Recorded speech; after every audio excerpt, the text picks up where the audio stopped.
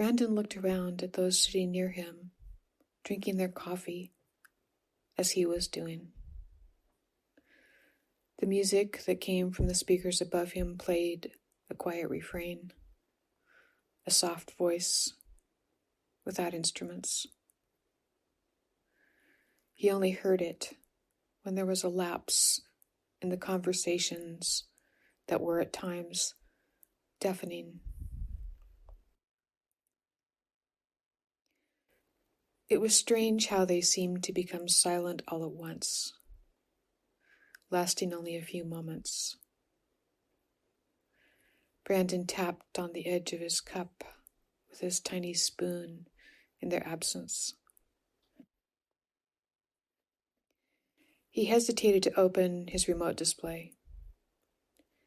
It had become something he preferred not to do lately. His presence at the cafe was another detail which revealed his growing discomfort. He liked his role at the investment bank and what it brought him. But he didn't like the other identity that had come into being recently, the one that used his name, the one he found in William's email accounts when he was closing them out for the day. Brandon's job included making sure his programmers did not do anything that would jeopardize the bank's reputation or draw public attention. And this included tracking their email accounts, not just those at the bank, but their personal accounts as well. All investment banks that were the size of his did the same, and law enforcement knew it.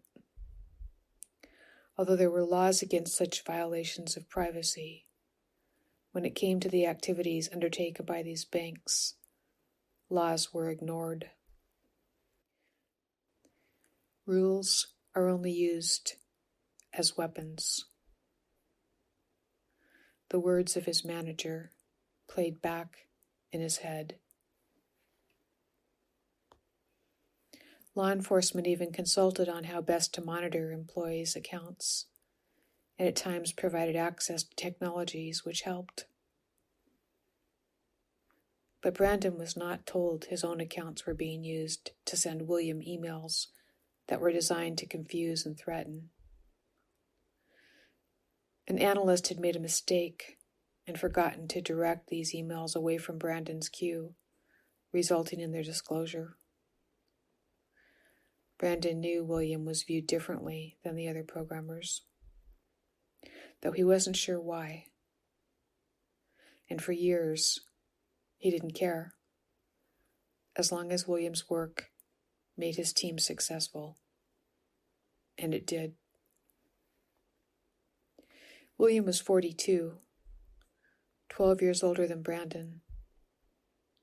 He never viewed William as someone who might threaten his position until he saw the emails. Even his own manager had not mentioned he was being used this way. Usually he was kept in the loop on security issues regarding his teams.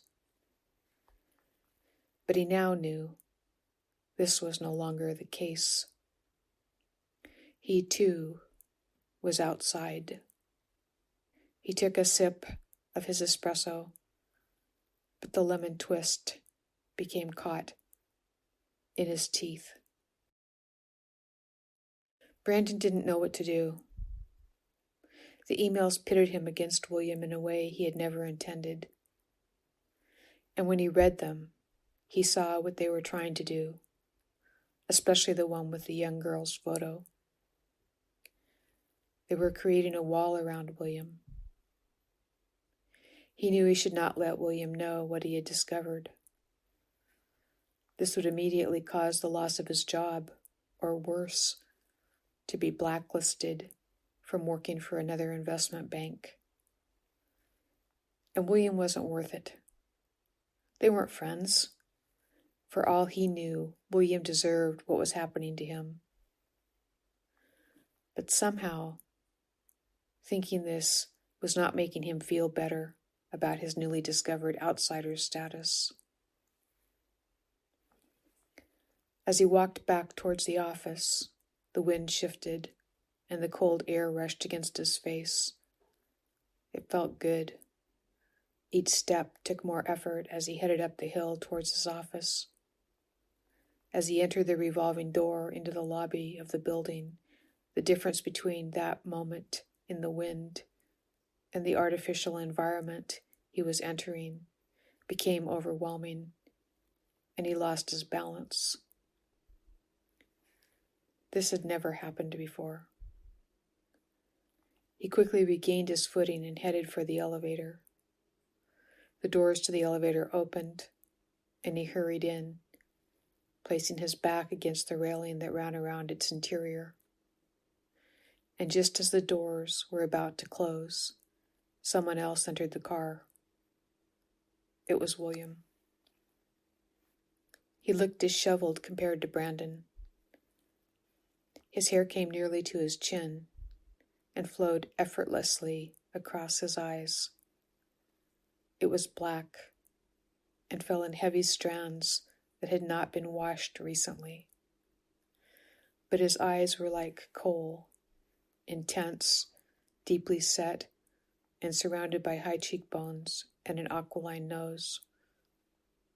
He was tall and had the look of someone who spent time outdoors, which was rare for a programmer. He was wearing a long black wool coat that was loose and trailed out from his arms, making him look raven-like. Brandon pressed his back further against the wall. "Brandon, I haven't seen you for a while." William smiled and moved to the adjacent wall. It was nearly 4 o'clock, and while most people were done for the day, William was just heading to work. Most of the time he worked from home, but would come in several times a week to do testing with other programmers and meet with managers. Brandon felt the blood move across his face in William's presence. This too was a new experience. Usually he took pleasure in saying something to remind William of his seniority. But knowing what he did about William's email, this was forgotten. Instead, he found himself suddenly interested in William's personal life. "Do you have any children?" "No, but I have a niece, Anna, who is like a daughter to me." "That must be nice. What's she like?" "She's 8, but one of the best minds I've come across in terms of programming." Brandon laughed compulsively. "Oh, come on." "No, really, it's true. I began teaching her when she was 6. She had a natural affinity for it. It's no different than the 7-year-old virtuosos who play violin." William noticed Brandon's complexion pale and his gray eyes widen. "But she's a girl. You of all people must know they're never good programmers." Brandon laughed again. William didn't feel he needed to discuss Anna with Brandon any further. He knew these kinds of comments only too well. It was why there were no women on any of the programming teams at the bank. It wasn't a matter of skill. It was a matter of biology, of a preference by certain men to feel programming had something to do with their virility, and so by nature had to exclude women. Women had to be those who they captured, not those who they worked with side by side on something which by its nature was intended to increase their sense of masculinity. But William knew better than to derive his power from something so ludicrous, especially when he knew including those outside any dominant group only made his work stronger. The elevator arrived at their floor. As the doors opened, William moved quickly out into the hall without saying anything else. Brandon brushed the crumbs left from his lunch off his suit lapel and walked slowly and steadily towards the glass doors. William sat in the trading room in complete silence. All the terminals had been shut off. He began the process of copying files to his spec drive, the files he would take to Africa. As he waited for the data transfer, he logged into his personal network account. There were 15 sound files waiting for him. Sometimes he ignored the music shared by his network, but tonight, as he prepared for his flight, he was grateful. There was even one from Brandon. This was unexpected. Brandon had never shared music with him before. Lately, William had begun to question the email and other communications he received from Brandon. Some of it was too intimate and did not seem like the person he knew in real life. Brandon sharing music files seemed unlikely, but William was curious. So he unplugged his headset and let the music sent by Brandon fill the empty room. Brandon sat down in his chair, but before he did, he removed his suit jacket. It no longer felt like it fit. Since he had seen William's email, everything about his job seemed wrong and weak. It was as if he no longer owned himself. The bank owned everything about him. The email he sent, even his name. He stood and walked into the hallway and looked down towards the dark corridor.